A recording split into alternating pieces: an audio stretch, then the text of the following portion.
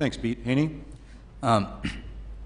Just to recap, the question was whether or not overcrowding, over-serving, and underage drinking continue to be a problem, and the short answer is absolutely, definitely yes, based on my experience, just from an everyday standpoint, but primarily from the ride-along that I did with our police force. It was on a Friday night from 10 o'clock to 3 o'clock in the morning. I can tell you that we have not, me and the officer I was riding along with did not go into any of the bars inside, so I can't vouch for the overcrowding. But I'll tell you that at 1 o'clock in the morning, there were lines still at various of the establishments, which means that the places were completely packed, that even until 1 o'clock in the morning, there's still people waiting in line to get in. The over-serving was obvious to me in at least 3 different instances on the 5-hour trip. There was 2 girls that were completely passed out that we saw. One of them was being carried by her friends. Another one couldn't stand still and had her friends basically hold her in place so that she doesn't fall. And the third person was a guy that was basically laying over a hood of somebody else's car. It wasn't his car. He didn't know where he was. And he had to he lives in Redondo Beach, and he had to get a cab to take him home.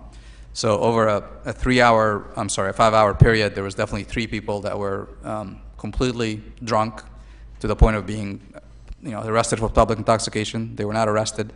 One of the issues, the concerns that we have is our police force is incredibly overtasked with things to do, and they don't have the resources, unfortunately.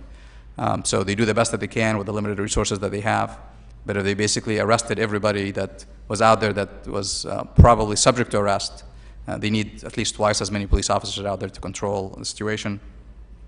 And that goes back to my comment earlier about the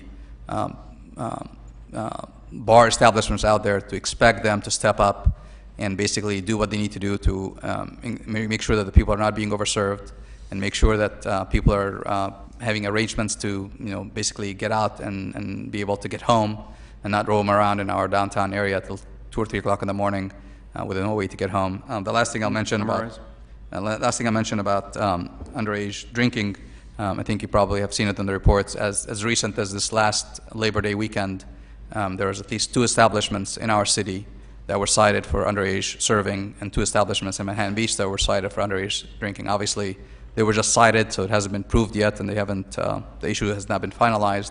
But at least there's evidence out there that underage drinking is still being done in Hermosa and is still continuing to be a problem. Thank you. Thanks, Hany. Okay.